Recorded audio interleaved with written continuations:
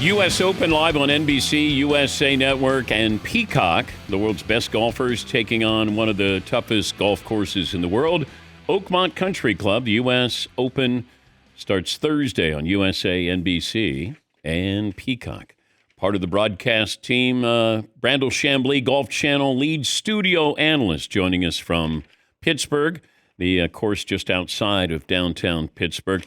I've been describing Oakmont. I played there, I think, in 2007, and they had cleared out the trees, and I just remember I wanted that round to end. I wish that the golf course was like 13 holes, although I got to 18 and I loved it, but I got roughed up. It's not for the meek there. What's your handicap, and what would you shoot on that course right now?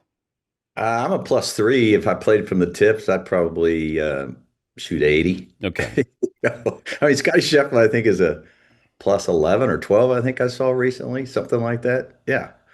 I have no doubt. If I played from the tips, it's not that long. It's only like 7,300 yards long, and most of that is in two really long par threes and a 650-yard par five. It's not that long. It's just, I liken it to Augusta National with 5-inch rough. You know, the fairways are slopey like Augusta National. The greens are diabolical like Augusta National. But imagine playing Augusta National with 5-inch rough. And by the way, 25-yard, 30-yard wide fairways. Augusta National has far wider fairways than that. Yeah, you can blast it at Augusta, but here, like you have to put it in the fairway. You do. You know, you go back and look at the winners here, and I mean it is a absolute stellar driver, stellar list of winners, with only one exception. We don't exactly have the data on Sam Parks in 1935, but every other winner is a god. And you know, one thing when you get to these, certainly a U.S. Open course, is don't make double bogeys. Like, you're going to make bogeys, just don't compound it by going, you know what, I think I could get out of this rough. Exactly. I think Dustin made one double en route to winning there in 2016. On Hill didn't make any. And again, you go back and look, and I mean, every one of these guys, from Dustin to On Hill to Ernie Els to Larry Nelson, and that's as far back as we have data, 1983, they were all first in greens and regulation, or second. I mean, they were right there. So it's very much a control golf course, but obviously it helps from a control standpoint if you're coming in with shorter irons. So it tests everything. Are we to the point where it's Scottie Scheffler versus the field? Have we graduated into the Tiger category? Yes. I mean, even at Tiger's best, though, he only won, 30-40% of the time. So the odds were always in favor of the field. But you wouldn't pick any 1, 2, 3, or 4 or 5 players collectively to beat Scottie Scheffler, nor would you do it to beat Tiger Woods. You know, the guys that challenged Tiger Woods were usually the sort of the middle of the road kind of guys that weren't psychologically invested in it. I wouldn't pick any other 3 or 4 or 5 players as a group to beat Scottie Scheffler this week. Okay, so if I gave you DeChambeau, Rory, Rahm, Schauffele, and Colin Morikawa, that's a great group. And I took Scheffler, or you took Scheffler and I took those guys. Yeah, let's do that for fun. You're taking Scottie and I got these guys. Okay. Yeah, let's do that for fun. I think that'd be a fun bet. I think that's the only way you would have a 50-50 chance to beat Scottie this week. Of course, he could get hugely unlucky somewhere. He could end up under a lip or a bank and make a 7 or an 8. That's how crazy this course is. But it's unrealistic to think that those other players aren't going to have a train wreck somewhere along the line. Scottie is, I mean, this could be his 2000 U.S. Open. I mean, he could win by double digits. He really could. Wow. I was watching the broadcast last night. By the way, Golf Channel, Rich Lerner is the host. It is great. You guys do a wonderful job. Thank you. Rich is amazing. And what stood out was your comments about Rory McIlroy, because the number of people who said to me after he won at the Masters, oh boy, now the pressure's off. Now you're going to see Rory go out there and just, take down people. But your commentary was, I text Fritzy right away. I said, see if Brandel will join us, because you were pointing out something to the contrary with Rory McIlroy. And then you brought up Ben Hogan as well. So enlighten our audience on what you said last night.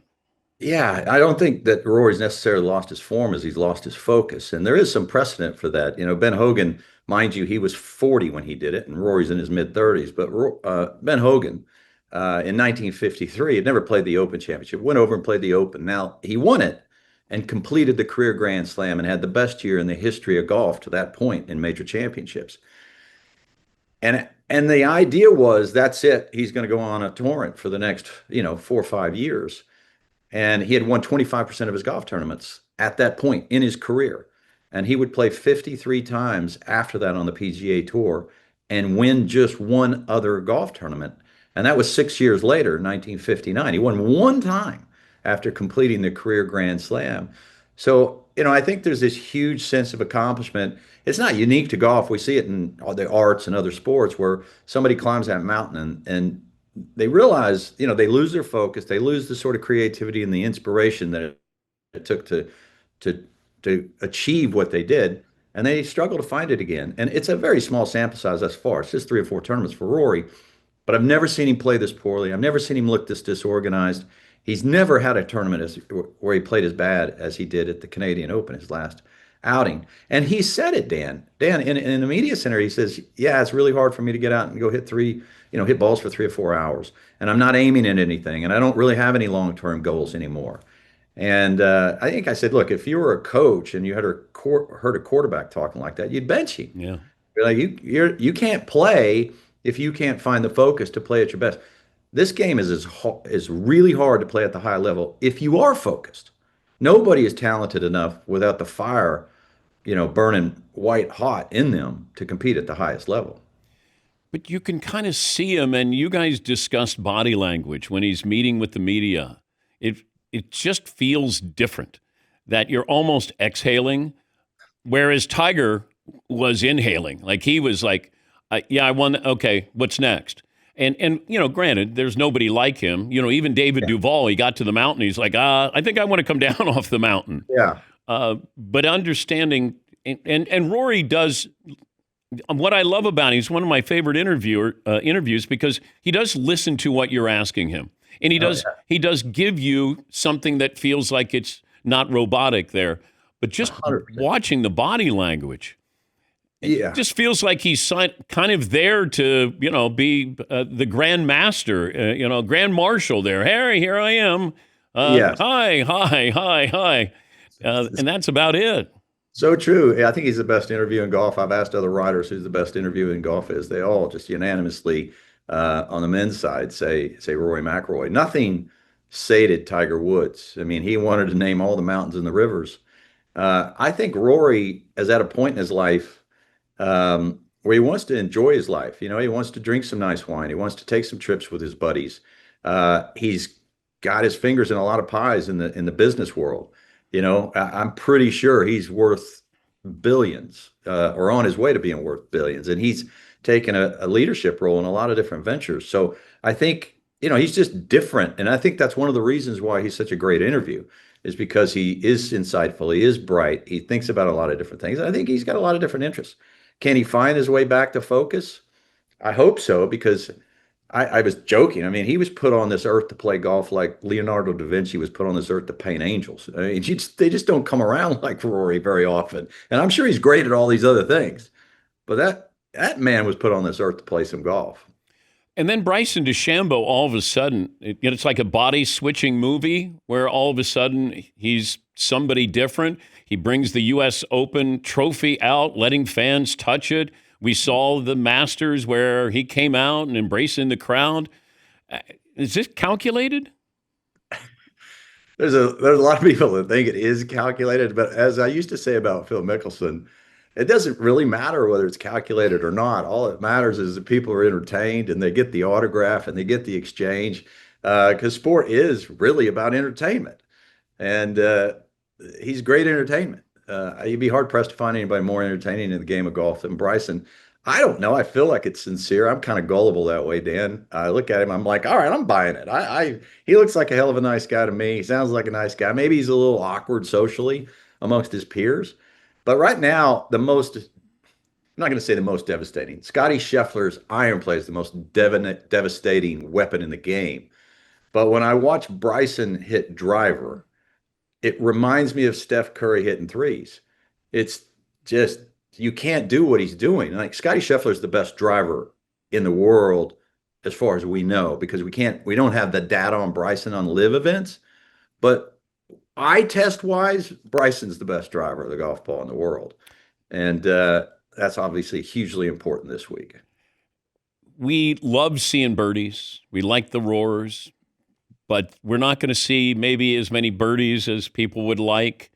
And there'll be criticisms that, I didn't tune in to watch somebody play like I do on Saturdays here. But your thoughts on making this, over par is going to win this tournament?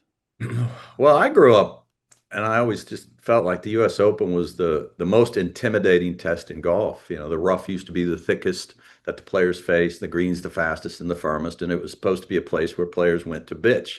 And and you would see somebody win shooting 4 or 5, sometimes 7 over par. It was a gauntlet. And the U.S. Open became a little bit more like everybody gets a trophy and the rough's not that thick, and we got graduated rough, and we're listening to the players, and if they complain, we do this or we do that. I feel like this one's getting back to what the U.S. Open, it had its own identity for a long period of time. Draconian test. And I feel like that's what this is. So if you like birdies and all that and 20 under par, you're probably not going to enjoy what you're going to see the next 4 days. Talking to some of the players, talking to some of the guys that have been out there a lot, I've heard people say that it's not out of the realm of possibility that double digits over par could win this week. I don't think it's going to be that high, but it could be over par because it's going to be dry until a little bit Saturday. It could rain, but otherwise it's going to be dry. Yeah. Don't put the ball above the hole on some of those greens. Or hit it in the rough. Oh, my God. A few months back, Tiger kind of threw it out there casually that he had a setback, that he tore his Achilles. Like, that's not oh, by the way, I had a little setback. Sprained ankle is a little setback. Are we going to see Tiger ever again? Every time I'm asked that question, I always say, I hope so. He was teasing me, teasing all of us in that, the simulator, events. Yeah. His club head speed was getting close to 180 miles an hour. His swing was long. He was pushing off the right foot. I absolutely got giddy watching him. I thought he's coming back. If he could just get around Augusta or get the right week where it's hot. But the Achilles, that's about a year setback or something like that. And, another year older, he's going to be 50 years of age. And so, I could go out on a limb and say he'll never win again.